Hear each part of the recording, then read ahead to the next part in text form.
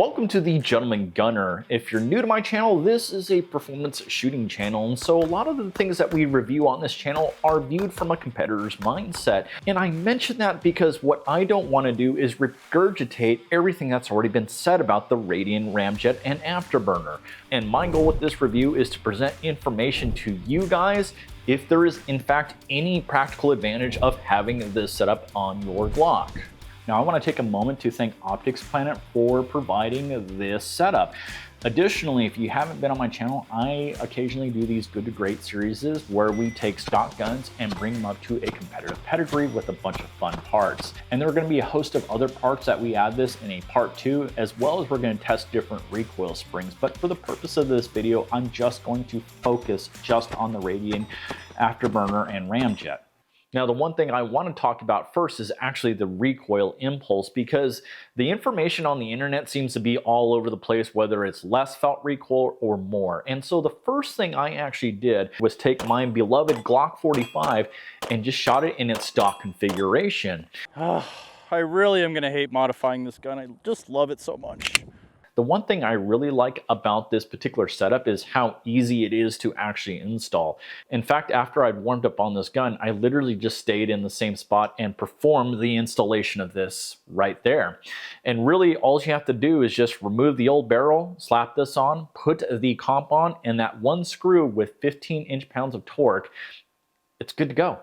And the reason why I chose to do this, because one thing I have learned is to try and recall recoil from memory is not as accurate as when you're actually there with the same ammo and the same constraints. So I slapped this on, and this was what I thought of it.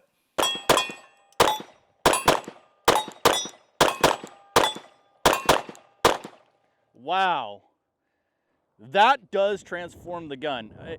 You know, I know a lot of people believe that comps don't really do anything, especially on 9mm, but here's the thing, this is why you shoot the same gun back to back. That's how, in my opinion, you really see where the difference, at least in terms of what you feel, so the qualitative portion of it, but you verify it when you shoot it. And so from a felt recoil standpoint, I would say it's reduced. And mind you, this is still a stock Glock 45 on the inside, so stock recoil spring and everything. Now, the first thing I actually assessed was how much muzzle rise was before and after. So I will show footage with the stock Glock.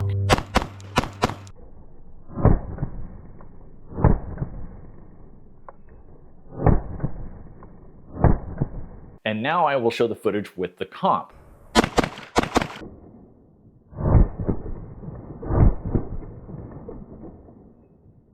Now, what I did was I grabbed the peak frames of where they were in their peak recoil and the muzzle rise, and also looked at the baseline. Now, as we freeze this frame here, the baseline represents the green line, so where both guns started at 0 before the round was fired. And the yellow line represents the Glock 45.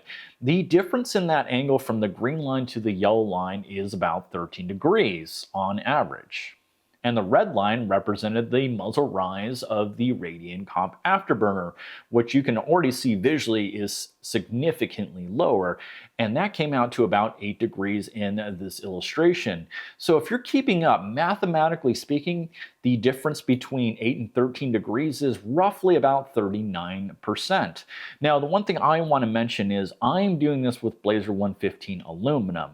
And the interesting thing I've learned about comps as long as I've been shooting is if you use hotter ammo such as a plus P or a defensive type round, and that may be what Radian may have used, there would actually be a larger exaggeration of that change.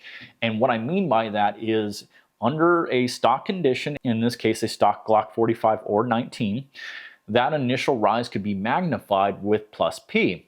Now, when you put a comp on it, it actually has the opposite effect. And why I say that has a reverse effect is because you're exerting so much more pressure and gas using plus P rounds that it would actually use the comp to force it down even further. And I say all that to say that from my perspective, their claim of about 43 to 44%, and what I did is close enough to validate that that's probably on point. And what that all means is now that we have less muzzle rise, we have a quicker return to zero. I've just touched on a brief bro science perspective on this, but Does that actually mean anything for practical performance? Now, the test I actually want to use for you guys to understand the practical application of this is a 25-yard build drill. That's where I grab the gun and engage an IDPA target 25 yards down range. And my goal is to get as many shots as possible in that 8-inch down zero zone. So originally when I did the stock Glock 45, I had a respectable average time of 4:62, which is on par with most polymer guns on this channel. And I'll play them side by side so you can kind of get a feel for the time difference in the two. But when you get a gun that returns this much quicker to zero, the times will show up, and I only fire at what I can see the sights at. And in this case, I managed to do this about a second faster at an average time of 3:61. And as you can see, the grips tightened up, so my accuracy score went up to a hit factor of 7.028. And to answer the question, does putting this part on my gun make a difference? From a competitor's perspective, it is a resounding yes, because look at it from our perspective. We're looking at this as, this is 6 shots, but a typical IDPA stage is 18 rounds. And assuming that we have 2 other arrays with 6 rounds, that in theory would be 3 seconds faster. So from a competitive perspective, a massive difference. Now, touching on the qualitative part, because we can give you data, but also it has to be how confident you guys are shooting this. So the qualitative portion of this is, yes, there is a little bit less recoil impulse, not by much. And if I had to say on a scale 1 to 10, 10 being the most amount of recoil, we're going from maybe a 7 to a 6. So very marginal. But when you look through the sights of this and you see how quick that dot is appearing, the response shows to that when I go to fire it. So there is definitely a higher level of confidence when I go to shoot this gun. Now, one brief thing, because I'm doing something new here where I poll guys from my community that ask questions for upcoming videos. And one gentleman here asked, will this particular comp fit on an XR920? And if you're not familiar with shadow systems, the XR920 is the equivalent to a Glock 45. So still a 19 slide, but a full size grip.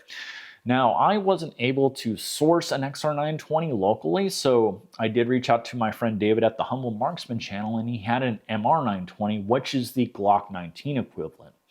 And I just went right to work just to see if it would fit, and here's the thing. This is made for a Gen 5, which is what a Glock 45 is. The slides on the shadow systems are based on architecture of the Gen 4, and I validated that when I went to actually put some paint on it and try to install it, and it wouldn't work. So this is a big if, and some of you guys with shadow systems can verify this for me, but I know Radian offers a setup for Gen 4s, and that is most likely going to be the route that you're going to have to go for that. Now, the one thing I will test in that upcoming video is different spring setups for this. I did order the Radian adjustable compressor spring, as well as a 15-pound recoil spring to see if there is a difference, and I'll test out different ammo, and I will leave that raw footage up on my other B channel, which is the Anti-FUD Armory, when I do that. Now, I will say that the ask of $390 is quite a bit, but what I've shown you in this video, do you guys think it's worth it? Sound off in the comments below, because I do want to hear from you guys. Let me know what you think. And remember this, guys and girls, don't buy the gun you love shooting, get the gun that makes you love shooting. And until next time, guys, we will see you all at the range.